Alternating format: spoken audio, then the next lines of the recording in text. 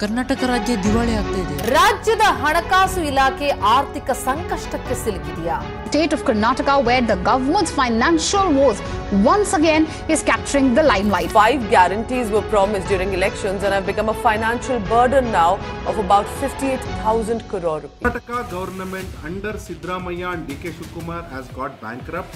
They do not have any money for even the smallest developmental activity. There was a time when Karnataka was revenue surplus, not very far away, just 2 years ago. But now it is revenue deficit. ಅದೊಂದು ಪ್ರಶ್ನೆ, ಯಾಕಂದ್ರೆ ಇಡೀ ದೇಶದಲ್ಲಿ ಅತಿ ವೇಗವಾಗಿ ಬೆಳೆಯುತ್ತಿರುವಂತಹ ರಾಜ್ಯಗಳಲ್ಲಿ ನಮ್ಮ ಕರ್ನಾಟಕ ಬರುತ್ತೆ. ಆದ್ರೆ ಇಲ್ಲಿ ಸರ್ಕಾರಕ್ಕೆ ತನ್ನ ಎಂಪ್ಲಾಯೀಸ್ ಗಳಿಗೆ ಸ್ಯಾಲರಿಯನ್ನ ಡಿಲೇ ಮಾಡ್ತಾ ಇದೆ. ಅಭಿವೃದ್ಧಿ ಕಳಿದ್ರೆ ದುಡ್ಡಿಲ್ಲ ಅಂತ ಹೇಳ್ತಾ ಇದೆ. Lose no pay for truckers. Free rice scheme hits snag. The truckers claim that 250 crore is there in unpaid dues. ಸಮಾವೇಶದ ಮಧ್ಯೆ ಬಡ ನೌಕರರಿಗೆ ವೇತನ ಕೊಡುವುದನ್ನೇ ಮರೆತಂತಿದೆ. ಇದೀಗ ಪೊಲೀಸರಿಗೂ ಕೂಡ ಸಂಬಳ ನೀಡದಷ್ಟು ಅನುದಾನದ ಕೊರತೆ ಈ ಸಂದರ್ಭದಲ್ಲಿ ಎದ್ದು ಕಾಣ್ತಾ ಇರುವಂತದ್ದು. ಸರ್ಕಾರದಲ್ಲಿ ಲಾರ್ಜ್ ಸ್ಕೇಲ್ ಅಲ್ಲಿ ಉದ್ಯೋಗಗಳ ನೇಮಕಾತಿ ಆಗ್ತಾ ಇಲ್ಲ. ರಾಜ್ಯದಲ್ಲಿ 7.7 ಲಕ್ಷ ಸ್ಯಾಂಕ್ಷನ್ ಪೋಸ್ಟ್ ಅಲ್ಲಿ 2.5 ಲಕ್ಷ ಅಂದ್ರೆ 37% ಅಕ್ರಾಸ್ ದ ಡಿಪಾರ್ಟ್ಮೆಂಟ್ ಖಾಲಿ ಇದಾವೆ. ಕರ್ನಾಟಕದ ಈ ಫೈನಾನ್ಷಿಯಲ್ ಕ್ರೈಸಿಸ್ ಎಷ್ಟಿದೆಯಪ್ಪ ಅಂದ್ರೆ ಇದೇ 2 ವರ್ಷದ ಬೆಲೆ ಏರಿಕೆ ಡಾಟಾ ನೋಡ್ತಾ ಹೋಗಿ ದಿನಕ್ಕೆ ದುಬಾರಿ ಆಗ್ತಾ ಇದೆ ಜನಸಾಮಾನ್ಯರ ಜೀವನ. ಗ್ಯಾರಂಟಿ ಸರ್ಕಾರದಿಂದ ಜನರಿಗೆ ಮತ್ತೊಂದು ಟ್ಯಾಕ್ಸ್ ಶಾಕ್ ಕಾದಿದೆ. ಬಹುಮಹಡಿ ಕಟ್ಟಡವನ್ನ ಹೊಸದಾಗಿ ನಿರ್ಮಾಣ ಮಾಡುವವರಿಗೆ ಈಗ 1% ತೆರಿಗೆ ಸೆಸ್ನ ವಿಧಿಸೋದಕ್ಕೆ ತೀರ್ಮಾನವನ್ನ ತೆಗೆದುಕೊಳ್ಳಲಾಗಿದೆ. After the hike in petrol and diesel, property tax, liquor, stamp duty and even milk, Karnataka state government is now contemplating on bringing a hike in bus fares. Nandini ಹಾಲು ಇದೇ 2 ವರ್ಷದಲ್ಲಿ 3 ಸಾರಿ ಬೆಲೆ ಏರಿಕೆ ಮಾಡ್ತಾರೆ. ನೀವು ಯಾವುದೇ ಹೆಸರು ತಗೊಳ್ಳಿ, ಅದು ಪೆಟ್ರೋಲ್ ಇಂದ ಹಿಡಿದು ಲಿಕ್ಕರ್ ವರೆಗೂ, ನೀರಿನಿಂದ ಹಿಡಿದು ಹಾಲಿನವರೆಗೂ, ಎಜುಕೇಶನ್ ಇಂದ ಹಿಡಿದು ಹೆಲ್ತ್ ಕೇರ್ ವರೆಗೂ ಇವೆಲ್ಲವೂ ಬಿಡಿ ಕಸ ಎತ್ತದಕ್ಕೆ ಗಾರ್ಬೇಜ್ ಟ್ಯಾಕ್ಸ್ ತಂದಿದ್ದಾರೆ. ಇದು ಏನ್ ಹೇಳುತ್ತಂದ್ರೆ ಸರ್ಕಾರಕ್ಕೆ ದುಡ್ಡಿನ ಅವಶ್ಯಕತೆ ಎಷ್ಟಿದೆಯಪ್ಪ ಅಂತ ತೋರಿಸ್ಕೊಡುತ್ತೆ. ಆದ್ರೆ ಇಲ್ಲಿ ಪ್ರಶ್ನೆ ಇರೋದು, ನಾವು ಮತ್ತೆ ನೀವು ಕೊಡ್ತಾ ಇರುವಂತ 1 ರೂಪಾಯಿ ಕೂಡ ಎಲ್ಲಿ ಹೋಗ್ತಾ ಇದೆ, ಏನಾಗ್ತಾ ಇದೆ, ಇದರಿಂದ ನಮ್ಮ ಲೈಫ್ ಬೆಟರ್ ಆಗ್ತಾ ಇದೆಯಾ, ನಮ್ಮ ರಾಜ್ಯದ ಫೈನಾನ್ಷಿಯಲ್ ಕಂಡೀಷನ್ ಏನಿದೆ, ಇವೆಲ್ಲವನ್ನು ಒಬ್ಬ ಪ್ರಜ್ಞಾವಂತ ರೆಸ್ಪಾನ್ಸಿಬಲ್ ಸಿಟಿಸನ್ ಆಗಿ ತಿಳಿದುಕೊಳ್ಳಲೇಬೇಕು. ಹಾಗಾದ್ರೆ ತಡೆ ಯಾಕೆ ನೋಡೋಣ ಬನ್ನಿ. ಮೊದಲಿಗೆ ನಾವು ನಮ್ಮ ರಾಜ್ಯದ ಫೈನಾನ್ಷಿಯಲ್ ಕಂಡೀಷನ್ ಅಥವಾ ಹಣಕಾಸಿನ ಸ್ಥಿತಿ ಹೇಗಿದೆ ಅಂತ ನೋಡ್ತಾ ಹೋಗೋಣ. ಯಾಕಂದ್ರೆ ಮುಂದೆ ಬರುವಂತ ಕೆಲವೊಂದು ಫೈನಾನ್ಷಿಯಲ್ ಮೆಟ್ರಿಕ್ಸ್ ಗಳನ್ನ ಅರ್ಥ ಮಾಡ್ಕೊಳ್ಳೋದಕ್ಕೆ ಇದು ಈಸಿ ಆಗುತ್ತೆ. ಕರ್ನಾಟಕ ಸರ್ಕಾರ 2025ರಲ್ಲಿ ಅಂದ್ರೆ ಈ ವರ್ಷ 4,09,549 ಕೋಟಿಯ ಬಜೆಟ್ ನ ಅನೌನ್ಸ್ ಮಾಡುತ್ತೆ. ಇದು ಇಡೀ ದಕ್ಷಿಣ ಭಾರತದಲ್ಲೇ ಅತಿ ದೊಡ್ಡ ಬಜೆಟ್ ಇದು. ಈ ಬಜೆಟ್ ಏನಂದ್ರೆ ಯಾವುದೇ ದೇಶ ಅಥವಾ ರಾಜ್ಯ ತನ್ನ ಮುಂದಿನ ಹಣಕಾಸಿನ ವರ್ಷದಲ್ಲಿ ಎಷ್ಟು ದುಡ್ಡು ಎಲ್ಲೆಲ್ಲಿ ಖರ್ಚು ಮಾಡುತ್ತೆ ಅಂತ ಒಂದು ಪ್ಲಾನ್ ಅಥವಾ ಎಸ್ಟಿಮೇಷನ್ ಹಾಕೊಂತವೆ. ಇದನ್ನೇ ನಾವು ಬಜೆಟ್ ಅಂತ ಕರಿತೀವಿ. ಸರ್ಕಾರ ಇಲ್ಲಿ ಬಜೆಟ್ ಮಾಡ್ಬೇಕಂದ್ರೆ ಅದಕ್ಕೆ ಆದಾಯ ಅನ್ನೋದು ಬೇಕೇ ಬೇಕು. ಈ ಆದಾಯ ಯಾವ್ಯಾವ ಸೋರ್ಸ್ ಅಂತ ಬರ್ತಾ ಇದೆ ಅಂತ ನೋಡೋದಾದ್ರೆ ರಾಜ್ಯದ ಬಜೆಟ್ 100 ರೂಪಾಯಿ ಅಂತ ಅಂದ್ಕೊಳ್ಳೋಣ. ಈ 100 ರೂಪಾಯಿಯಲ್ಲಿ ರಾಜ್ಯದ ಸ್ವಂತ ತೆರಿಗೆಯಿಂದ 51 ರೂಪಾಯಿ ಬರುತ್ತೆ. ತೆರಿಗೆ ಏತರದಿಂದ 4 ರೂಪಾಯಿ ಬರುತ್ತೆ. ಕೇಂದ್ರ ಸರ್ಕಾರದ ರಾಜ್ಯದ ತೆರಿಗೆ ಪಾಲಿಂದ 12 ರೂಪಾಯಿ 70 ಪೈಸೆ ಬರುತ್ತೆ. ಕೇಂದ್ರ ಸರ್ಕಾರದ ಅನುದಾನದಿಂದ 3 ರೂಪಾಯಿ 90 ಪೈಸೆ ಬರುತ್ತೆ. ಇನ್ನು ಉಳಿದಿದ್ದು ಸಾಲ 28 ರೂಪಾಯಿ 40 ಪೈಸೆ ಅಂದ್ರೆ 1,16,000 ಕೋಟಿ ಸಾಲ ಮಾಡಿ ಈ ವರ್ಷ 4,09,549 ಕೋಟಿಯ ಬಜೆಟ್ ನ ಅನೌನ್ಸ್ ಮಾಡ್ತಾರೆ.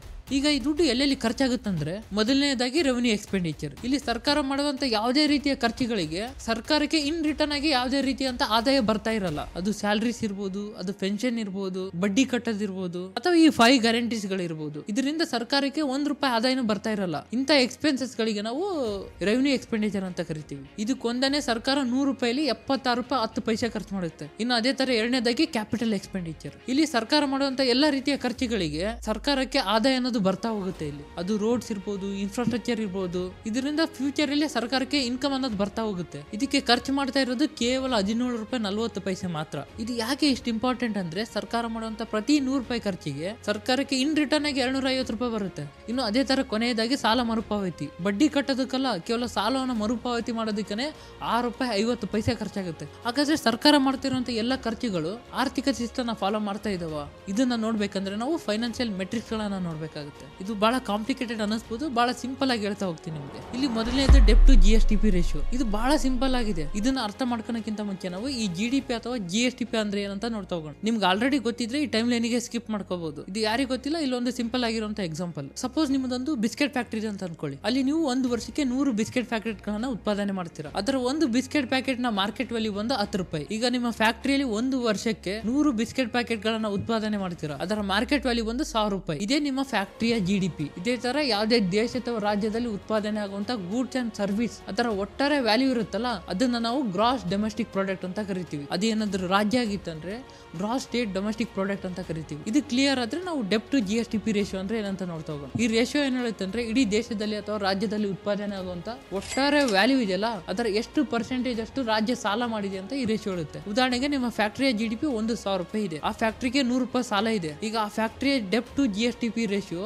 10% ಇದೆ. ಇದು ಒಳ್ಳೇದ ಕೆಟ್ಟದಂತ ನೋಡ್ಬೇಕಾದ್ರೆ ಫಿಸ್ಕಲ್ ಡೆಫಿಸಿಟ್ ಅಂಡ್ ಬಜೆಟ್ ಮ್ಯಾನೇಜ್ಮೆಂಟರಿ ಆಕ್ಟ್ 2005 ಪ್ರಕಾರ ಇದು 25% ಗಿಂತ ಕಡಿಮೆ ಇರಬೇಕು. ಗುಜರಾತ್ದು 18.3% ಇದ್ರೆ, ಮಹಾರಾಷ್ಟ್ರದ್ದು 21.9% ಇದೆ, ತಮಿಳುನಾಡದ್ದು 26.6% ಇದೆ. ಅದೇ ಕರ್ನಾಟಕಕ್ಕೆ ಬಂದ್ರೆ 27.7% ಇದೆ. ಇದು 25% ಗಿಂತ ಜಾಸ್ತಿ ಇದೆ. ಸರ್ಕಾರ ಇಲ್ಲಿ ಹೆಚ್ಚಿನ ಗಮನ ಕೊಡಲೇಬೇಕು. ಇಲ್ಲಾಂದ್ರೆ ಈ ಸಾಲ ಜಾಸ್ತಿ ಆದಷ್ಟು ನಾವು ಜಾಸ್ತಿ ಇಂಟ್ರೆಸ್ಟ್ ನ ಪೇ ಮಾಡಬೇಕಾಗುತ್ತೆ ಫ್ಯೂಚರ್ ಅಲ್ಲಿ. ಇನ್ನು ಎರಡನೇದಾಗಿ interest payment to revenue receipt. ಇದು ಅಷ್ಟೇ ಬಹಳ ಸಿಂಪಲ್ ಆಗಿದೆ. ನಾವು ಹೇಗೆ ಹೋಮ್ ಲೋನ್ ಅಥವಾ 2 ವೀಲರ್ ಲೋನ್ ತಗೊಂತೀವೋ ಅದೇ ತರ ಸರ್ಕಾರಗಳು ಕೂಡ ಸಾಲವನ್ನು ತಗೊಂತವೆ. ಈ ಸಾಲಕ್ಕೆ ಬಡ್ಡಿ ಕಟ್ಟಬೇಕಲ್ಲ. ಈ ರೇಷಿಯೋ ಏನ್ ಹೇಳುತ್ತಂದ್ರೆ ಸರ್ಕಾರದ ಆದಾಯದಲ್ಲಿ ಎಷ್ಟು ಪರ್ಸೆಂಟೇಜ್ ಅಷ್ಟು ಬಡ್ಡಿ ಕಟ್ಟೋದಕ್ಕೆ ಹೋಗ್ತಾ ಇದೆ ಅಂತ ಈ ರೇಷಿಯೋ ಹೇಳ್ಕೊಳುತ್ತೆ. ಉದಾಹರಣೆಗೆ ನಿಮಗೆ 1 ಲಕ್ಷ ಸ್ಯಾಲರಿ ಇದೆ, ಅದರಲ್ಲಿ 40,000 EMI ಕಟ್ಟೋದಕ್ಕೆ ಹೋಗ್ತಾ ಇದೆ ಮಂತ್ಲಿ. ಆಗ ನಿಮ್ಮ interest payment to revenue receipt ಬಂದು 40% ಇದೆ. ಅಗೇನ್ ಇದು ಒಳ್ಳೇದೇ ಕೆಟ್ಟದಂತ ನೋಡ್ಬೇಕಾದ್ರೆ RBI ಏನ್ ಹೇಳುತ್ತಂದ್ರೆ ಇದು 10% ಗಿಂತ ಕಡಿಮೆ ಇರಬೇಕು. ನಮ್ಮ ರಾಜ್ಯದ ಎಷ್ಟಿದೆ ಗೊತ್ತಾ? 2020ರಲ್ಲಿ 14.5% ಇದ್ದಿದ್ದು 2024ರಲ್ಲಿ ಇದು 15.7% ಹೋಗುತ್ತೆ. 2025ರಲ್ಲಿ ಇದು 15.6% ಆಗುತ್ತೆ. ಇಲ್ಲಿ ಕೂಡ ವರ್ಷದಿಂದ ವರ್ಷಕ್ಕೆ ಜಾಸ್ತಿ ಆಗ್ತಾ ಇದೆ. ಇದು ಎಷ್ಟು ಕಡಿಮೆ ಇರುತ್ತೋ ಅಷ್ಟು ಸರ್ಕಾರದ ಹತ್ರ ದುಡ್ಡು ಇರುತ್ತೆ. ಸರ್ಕಾರದ ಬಳಿ ಹೆಚ್ಚಿನ ದುಡ್ಡು ಇದ್ದಷ್ಟು ಕೂಡ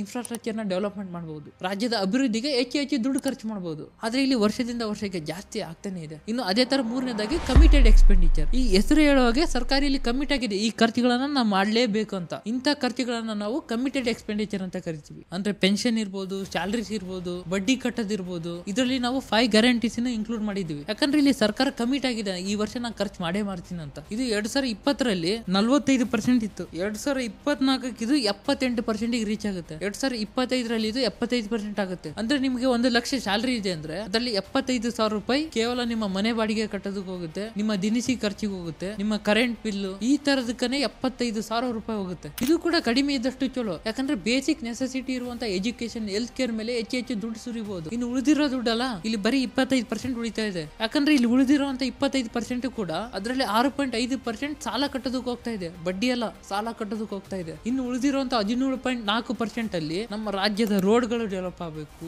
ಶಿಕ್ಷಣ ಡೆವಲಪ್ ಆಗಬೇಕು, ಹೆಲ್ತ್ ಕೇರ್ ಡೆವಲಪ್ ಆಗಬೇಕು, ಗ್ರಾಮೀಣ ಅಭಿವೃದ್ಧಿ ಆಗ್ಬೇಕು, ಇವೆಲ್ಲವೂ ಆಗ್ಬೇಕು. ಈಗ ನಿಮ್ಗೆ ನಮ್ಮ ರಾಜ್ಯದ ಹಣಕಾಸಿನ ಸ್ಥಿತಿ ಹೇಗಿದೆ ಅಂತ ಗೊತ್ತಾಯ್ತು. ಕೆಲವೊಬ್ರು ಹೇಳ್ಬೋದು, ಹೌದ್ ಗುರು, ಈ ಫೈನಾನ್ಷಿಯಲ್ ಮೆಟ್ರಿಕ್ಸ್ ಇಂದ ನನಗೆ ಮತ್ತೆ ನಿನಗೆ ಏನ್ ಎಫೆಕ್ಟ್ ಆಗುತ್ತೆ, ಇದರಿಂದ ನಮ್ಮ ಲೈಫ್ ಅಲ್ಲಿ ಏನ್ ಚೇಂಜಸ್ ಆಗುತ್ತೆ, ಏನ್ ಬೆಟರ್ ಆಗುತ್ತೆ, ಇದು ಗೊತ್ತಾಗಬೇಕಂದ್ರೆ ಕೆಲವೊಂದು ಸೋಷಿಯಲ್ ಫ್ಯಾಕ್ಟರ್ ಗಳನ್ನ ನೋಡ್ಬೇಕಾಗುತ್ತೆ. ಅದರಲ್ಲಿ ಮೊದಲನೇ ಇದೆ ಶಿಕ್ಷಣ. ಈ ಶಿಕ್ಷಣಕ್ಕೆ ಎಷ್ಟು ಪವರ್ ಇದೆ ಅಂದ್ರೆ ಇಡೀ ದೇಶದ ಭವಿಷ್ಯನ ಬದಲಾಯಿಸಬಹುದು. ನೀವು ಯಾವುದೇ ಡೆವಲಪ್ಡ್ ಕಂಟ್ರೀಸ್ ಗಳ ನೇಮ್ ತಗೊಳ್ಳಿ, ಅಲ್ಲೆಲ್ಲವೂ ಕೂಡ ಶಿಕ್ಷಣದ ಕ್ರಾಂತಿ ಆಗಿದೆ. ಅಷ್ಟೇ ಯಾಕೆ ನಮ್ಮ ಬೆಂಗಳೂರು ತಗೊಳ್ಳಿ, ಇವತ್ತು ಸಿಲಿಕಾನ್ ವ್ಯಾಲಿ ಆಫ್ ಇಂಡಿಯಾ ಆಗೋದಕ್ಕೆ ಕಾರಣನೇ ಶಿಕ್ಷಣ. ಹಾಗಾದ್ರೆ ನಮ್ಮ ರಾಜ್ಯ ಸರ್ಕಾರ ಈ ಶಿಕ್ಷಣದ ಮೇಲೆ ಎಷ್ಟು ಇನ್ವೆಸ್ಟ್ ಮಾಡ್ತಾ ಇದೆ ಅಂತ ನೋಡ್ತಾ ಹೋಗೋಣ. ನಮ್ಮ ರಾಜ್ಯದಲ್ಲಿ ಶಿಕ್ಷಣ ವ್ಯವಸ್ಥೆ ನೋಡ್ಬಿಟ್ರೆ ನೀವು ನಿಮ್ಮ ಕಲ್ಪನೆಗೂ ಮೀರಿದ್ದಿದೆ. ಈ ಡಾಟಾಗಳನ್ನ ನೋಡ್ತಾ ಹೋಗಿ ನೀವು. 2020ರಲ್ಲಿ ನಮ್ಮ ಕರ್ನಾಟಕ ಸರ್ಕಾರ ತನ್ನ GSDP 1.55% ಅನ್ನ ಎಜುಕೇಶನ್ ಮೇಲೆ ಇನ್ವೆಸ್ಟ್ ಮಾಡಿತ್ತು. ಅದು 2024ಕ್ಕೆ 1.34% ಇಳಿಕೆ ಆಗುತ್ತೆ. 2025ಕ್ಕೆ ಇದು 1.33% ಇಳಿಕೆ ಆಗುತ್ತೆ. ಹೊಸ ಶಿಕ್ಷಣ ನೀತಿ ಪ್ರಕಾರ ಯಾವುದೇ ಸರ್ಕಾರ ತನ್ನ GSDP 6% ಅಷ್ಟು ಶಿಕ್ಷಣದ ಮೇಲೆ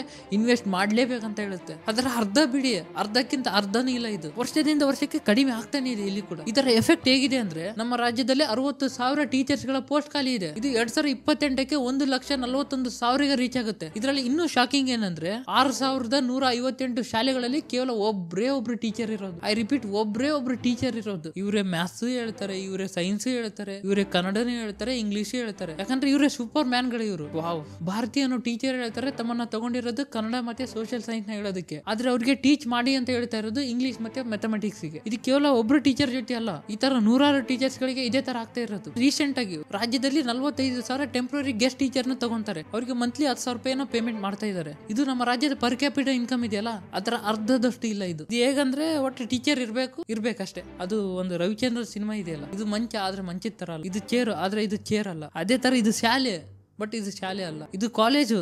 ಬಟ್ ಇದು ಕಾಲೇಜ್ ಅಲ್ಲ. ಪೇರೆಂಟ್ಸ್ ಏನ್ ಮಾಡ್ತಾರೆ, ಗೌರ್ಮೆಂಟ್ ಸ್ಕೂಲ್ ಅಂದ್ರೆ ವರೆಸ್ಟ್ ಇದಾವೆ, ಅಟ್ಲೀಸ್ಟ್ ಪ್ರೈವೇಟ್ ಸ್ಕೂಲ್ ಅಲ್ಲಾದ್ರೂ ಓದಿಸೋಣಪ್ಪ ಅಂತಂದ್ರೆ ಈ ಕಡೆ ಪ್ರೈವೇಟ್ ಸ್ಕೂಲ್ ಅಲ್ಲಿ ಏನಾಗ್ತಾ ಇದೆ ಅಂದ್ರೆ ಒಂದು CAG ರಿಪೋರ್ಟ್ ಹೇಳುತ್ತೆ, ಈ ಕೋವಿಡ್ ಆದ್ಮೇಲೆ ಈ ಪ್ರೈವೇಟ್ ಸ್ಕೂಲ್ ಅಲ್ಲಿ 300ಕ್ಕೂ ಅಧಿಕ ದುಡ್ಡನ್ನ ಎಕ್ಸ್ಟ್ರಾ ಫೀಸ್ ಆಗಿ ಕಲೆಕ್ಟ್ ಮಾಡಿದಾರಂತೆ. ಈ ಕಡೆ ಗೌರ್ಮೆಂಟ್ ಸ್ಕೂಲಿಗೆ ಹೋಗೋಣ ಅಂದ್ರೆ ಅಲ್ಲಿ ಫೆಸಿಲಿಟೀಸ್ ಗಳು ಕಡಿಮೆ, ಈ ಕಡೆ ಪ್ರೈವೇಟ್ ಸ್ಕೂಲಿಗೆ ಹೋಗೋಣ ಅಂದ್ರೆ ಅಲ್ಲಿ ಫೀಸ್ ಜಾಸ್ತಿ. ಇದು ಮಿಡಲ್ ಕ್ಲಾಸ್ ಅಥವಾ ಅಪ್ಪರ್ ಮಿಡಲ್ ಕ್ಲಾಸ್ಗೆ ಓಕೆ. ನಮ್ಮ ದೇಶದಲ್ಲಿ 60% ಕಿಂತ ಬಿಲೋ ಪವರ್ಟಿ ಲೈನ್ ಇದ್ದಾರೆ. ಇದರಿಂದ ಏನಾಗ್ತಾ ಇದೆ ಅಂದ್ರೆ ಶಾಲೆ ಬಿಡುವ ಪ್ರಮಾಣ ಜಾಸ್ತಿ ಆಗ್ತಾ ಇದೆ. ಪಾಪ ಸರ್ಕಾರಕ್ಕೆ ಏನ್ ಹೇಳ್ತೀರಾ, ಎಲ್ಲಾ ಪೊಲಿಟಿಷಿಯನ್ಸ್ ಗಳು ತಮ್ಮ ಶಿಕ್ಷಣ ಸಂಸ್ಥೆಯನ್ನು ನೋಡ್ಕೊಳ್ಳೋದಕ್ಕೆ ಬಿಜಿ ಆಗಿಬಿಟ್ಟಿದ್ದಾರೆ. ಇಡೀ ರಾಜ್ಯದ ಶಿಕ್ಷಣ ವ್ಯವಸ್ಥೆ ನೋಡ್ಕೊಳ್ಳೋದಕ್ಕೆ ಪಾಪ ಅವರಿಗೆ ಟೈಮ್ ಸಿಗೋದಿಲ್ಲ ಏನು. ಇನ್ನು ಅದೇ ತರ ಬೇಸಿಕ್ ನೀಡ್ಸ್ ಆಗಿರುವಂತ ಆರೋಗ್ಯವನ್ನ ನೋಡ್ತಾ ಹೋಗೋಣ. ಸರ್ಕಾರ ಮಾಡ್ತಿದ್ದಂತ ಒಟ್ಟು ಖರ್ಚಲ್ಲಿ 2020ರಲ್ಲಿ 5.4% ಅಷ್ಟು ಹೆಲ್ತ್ ಕೇರ್ ಗೆ ಕೊಡ್ತಾ ಇದ್ರು. ಇದು 2025ಕ್ಕೆ 4.9% ಇಳಿಕೆ ಆಗುತ್ತೆ. ಇನ್ನು ಅದೇ ತರ ಅಗ್ರಿಕಲ್ಚರ್ ನ ತಗೊಳ್ಳಿ, 2020ರಲ್ಲಿ 9.5% ಇದ್ದಿದ್ದು 2025ಕ್ಕೆ ಇದು 6% ಆಗುತ್ತೆ. ಇರಿಗೇಷನ್ ತಗೊಳ್ಳಿ, 2.5% ಇದ್ದಿದ್ದು 5.8% ಆಗುತ್ತೆ.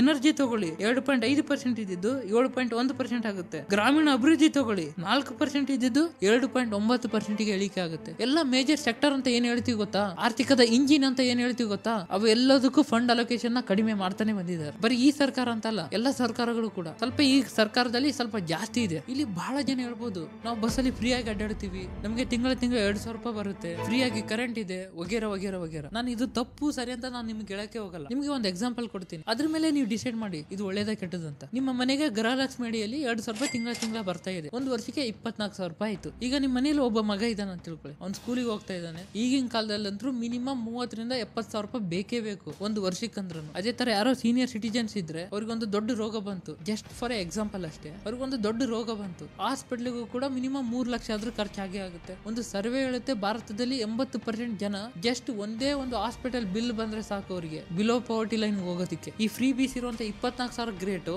ಅಥವಾ ಇದು ಬೇಕು, ಈ ಶಿಕ್ಷಣ ಮತ್ತೆ ಆರೋಗ್ಯ ಇದು ಫ್ರೀ ಬೇಕು. ಈಗ ನೀವೇ ಡಿಸೈಡ್ ಮಾಡ್ಕೊಳ್ಳಿ ಯಾವ್ದು ಬೇಕು ಅಂತ. ಈ ಫ್ರೀ ಬೀಸ್ ನಿಂದ ನಮ್ಮ ರಾಜ್ಯದಲ್ಲಿ ಡೆವಲಪ್ಮೆಂಟಲ್ ಆಕ್ಟಿವಿಟೀಸ್ ಇಲ್ವೇ ಇಲ್ಲ. Karnataka State Contractors Association has alleged that the state government is yet to clear pending bills worth 25,000 crores.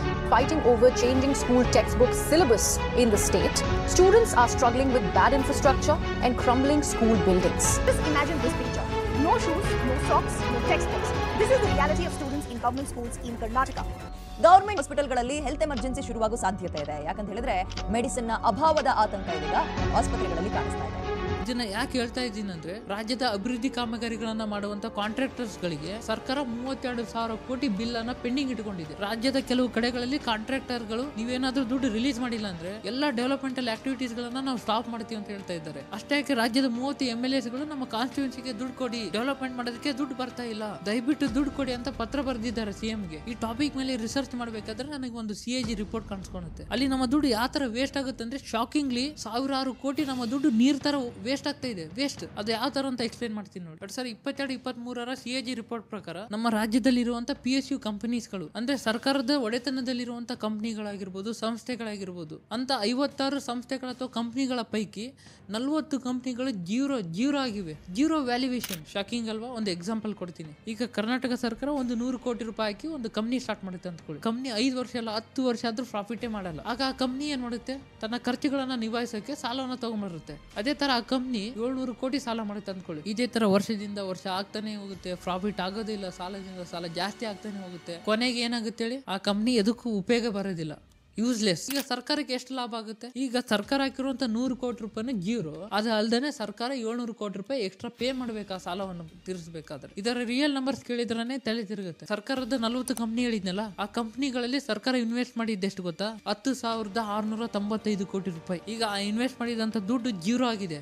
ಬರೀ ಜೀರೋ ಆಗಿಲ್ಲ ಗುರು, ಎಕ್ಸ್ಟ್ರಾ 23,297 ಕೋಟಿ ರೂಪಾಯಿ ಕಟ್ಟಬೇಕು. ಆ ಕಂಪ್ನಿಗಳು ಸಾಲ ಮಾಡಿದ್ವಲ್ಲ ಆ ದುಡ್ಡಿದು ಸುಮ್ನೆ ವೇಸ್ಟ್ ಆಗಿ ಖರ್ಚಾಗ್ತಾ ಇರೋದು. ಇದು ಒಂಥರ ಬಿಳಿ ಆನೆ ಸಾಕ್ದಂಗೆ. ಇದು ಕೊನೆಯದಾಗಿ ಏನ್ ಹೇಳೋದಂದ್ರೆ, ನಮ್ಮ ಕರ್ನಾಟಕ ಸರ್ಕಾರ ಈ 5 ಪ್ರೀ ಬೀಸ್ ಗಳನ್ನ ಸರಿಯಾಗಿ ಮ್ಯಾನೇಜ್ ಮಾಡ್ತಾ ಇದೆ. ಯಾಕಂದ್ರೆ ಎಷ್ಟೋ ರಾಜ್ಯಗಳಲ್ಲಿ ಇಷ್ಟೊಂದು ದೊಡ್ಡ ಮಟ್ಟದಲ್ಲಿ ಎಕ್ಸ್ಪೆನ್ಸಸ್ ಮಾಡಿ ಉಳಿಯೋದು ಬಹಳ ಕಷ್ಟ ಇದೆ. ಇದು ನಮ್ಮ ರಾಜ್ಯಕ್ಕೂ ಕೂಡ ಶಾರ್ಟ್ ಟರ್ಮ್ ಅಲ್ಲಿ ಮಾತ್ರ ಹೆಲ್ಪ್ ಆಗುತ್ತೆ. ನೀವು ಲಾಂಗ್ ಟರ್ಮಿಗೆ ನೋಡೋಕಾದ್ರೆ ಇದು ಬಹಳ ಎಫೆಕ್ಟ್ ಆಗುತ್ತೆ. ಇದನ್ನ ಯಾರಾದ್ರೂ ಪೇ ಮಾಡ್ಲೇಬೇಕು.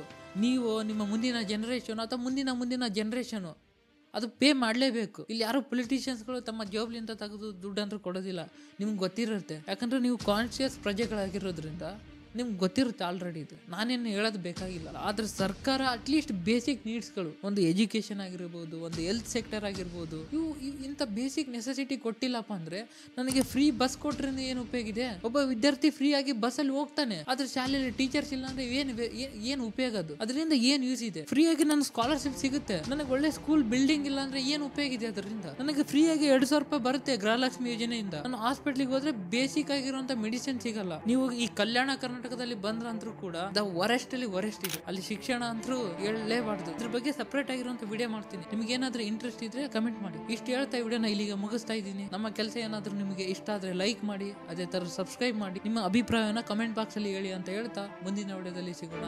ಧನ್ಯವಾದಗಳು.